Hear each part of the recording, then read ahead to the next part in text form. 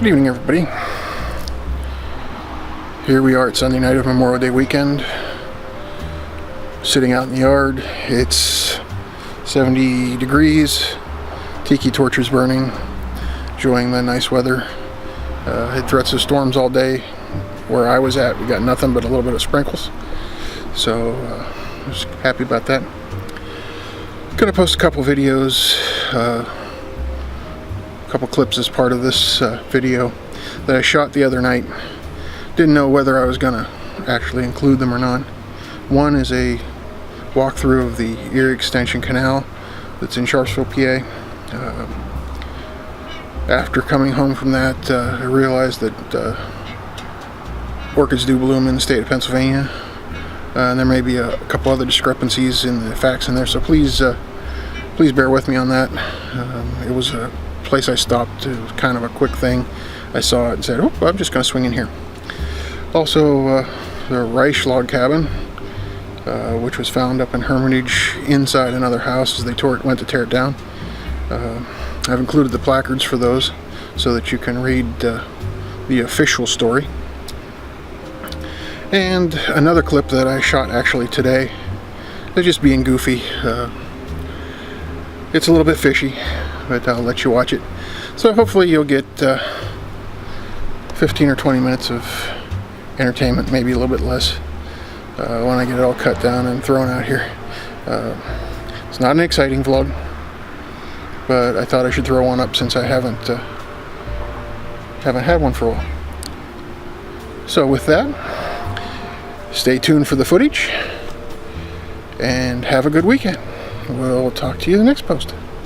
Back in the 1800s,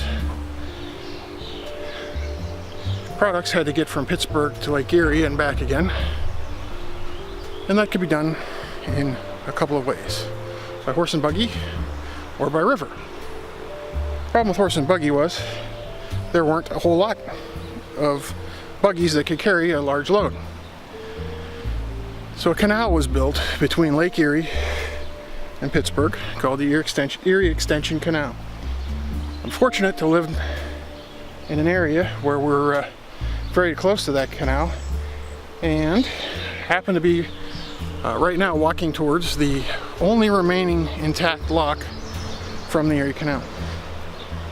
So let's take a walk down memory lane and look at history. And there was a big bird just flipping, and see what it might have been like to go through these locks in the days of old. The building of the Shenango Dam has changed the course of the river naturally, so I'm walking on asphalt and not in the water. But here's what you would have seen as you came down the river. Look at the size of the blocks on this thing. I would assume that these were fairly well hand laid. There's no mortar between them. They are just huge.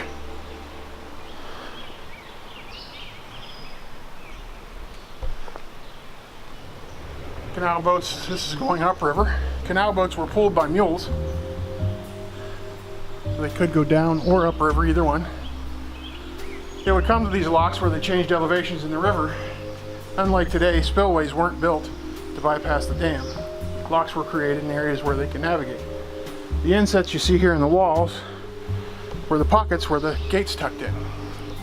We would go up on top of the walls, we'd find that there are bracket holes and things for the gates to actually operate. These gates were operated manually by hand.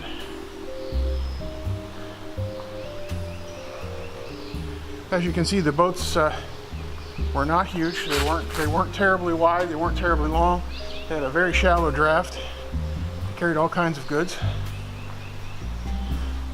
And along either side of this would have been a path for the mules to walk. Here we have the gate pockets again.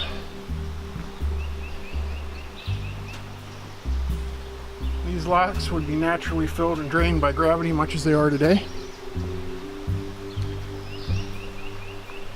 But as you can see, the Shenango River is still here. This is the upside of the upriver side of the locks. give you an idea of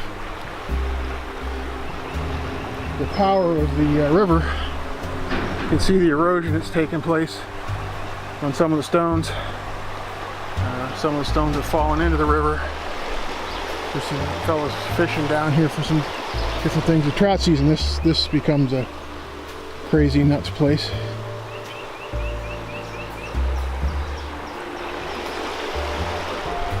As you can see, some of the old iron bolts held some of the wooden structure.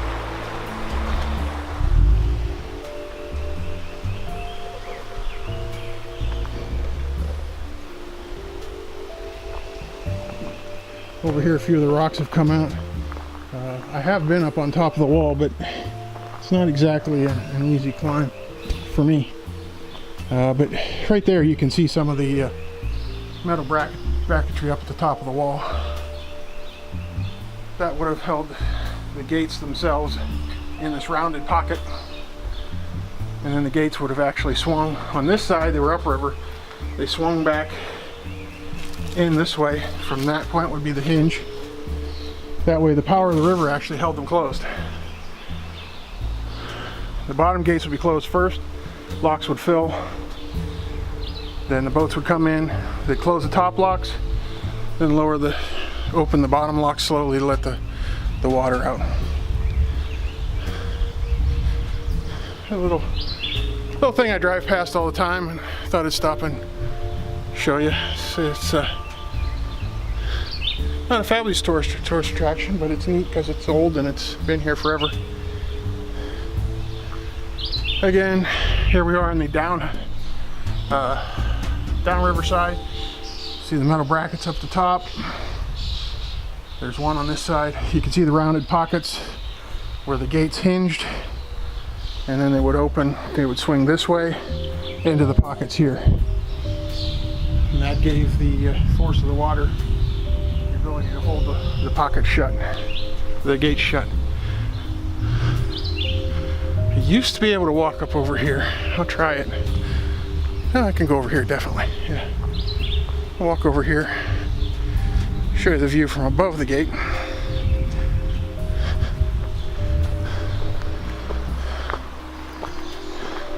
Here you can see the stacking method they used for the stones. See how thick it is.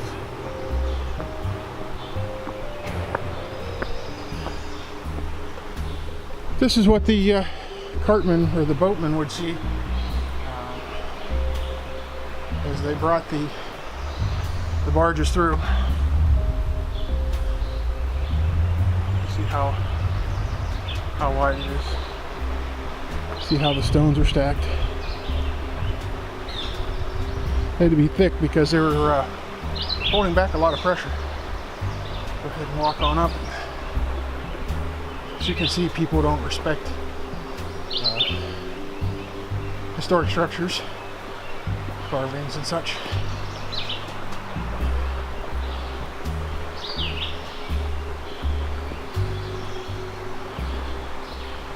This will show you here. There were pockets or brackets and various anchorages were put to help to hold the pressure, because there will be a lot of pressure on here from the actual water. This is the upside of the dam. I'll go over here and give you a little better view of the river. Try not to fall in.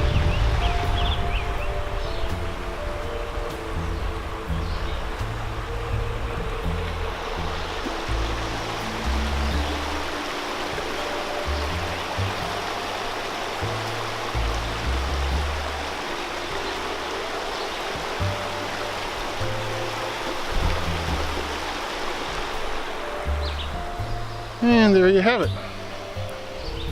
The Erie Extension Canal lock system. This is what it would have looked like. This is what it did look like. This is one of the locks.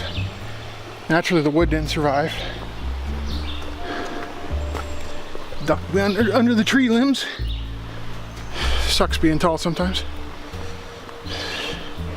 And we'll cruise back here. I noticed something along the bank back here that's not natural to this environment. I'll go check it out. It's pretty cool. Somebody must have planted them or discarded them and they took root. So we'll cruise back down the lovely little slope here. Woohoo! I'm gonna turn the camera off myself so if I fall, you don't see me slam into the ground. I'm funny. Ooh. All right. There's all kinds of flowers blooming here. But if we go right up here, there's some flowers planted along here that aren't exactly wild. Let's go see if we can see them. I know we can see them because they're 2 steps off the path.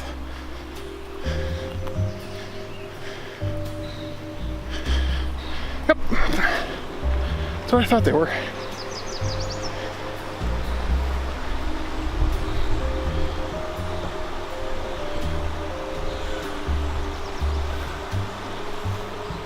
Orchids. And bugs.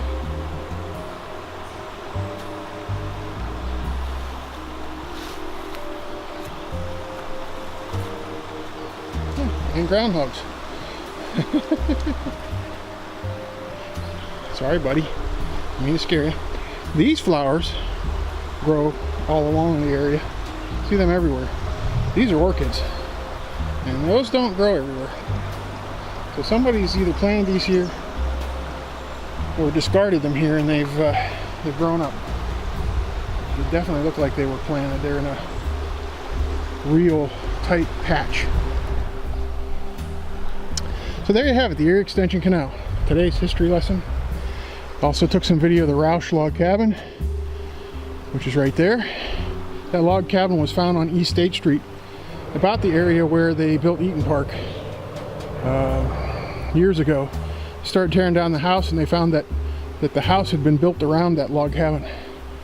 So the Mercer County Historical Society moved it down here where it could be preserved and enjoyed. So we'll take a little closer look at that when I get up that way. For now, that will be today's adventure.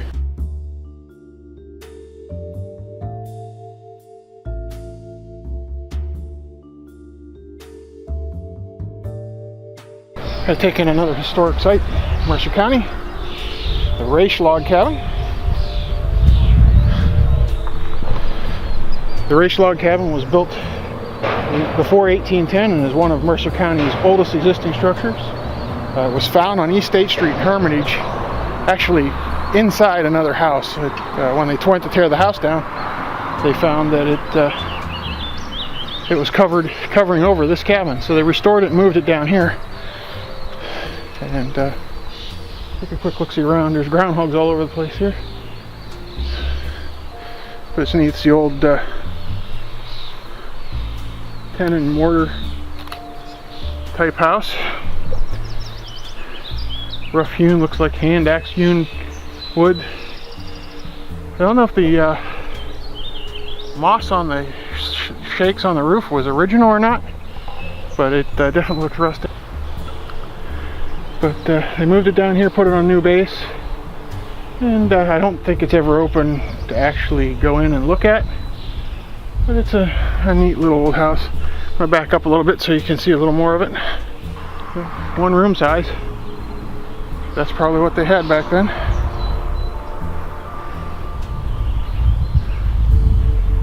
I think they've had to do the parging again, because it looks like it's been troweled. But it was brought down here and put back together so people could enjoy it. Kind of nice. Like I said, I don't know if it's ever open to view or not, but you can see the old stone chimney work, which they redid whenever they brought it down here.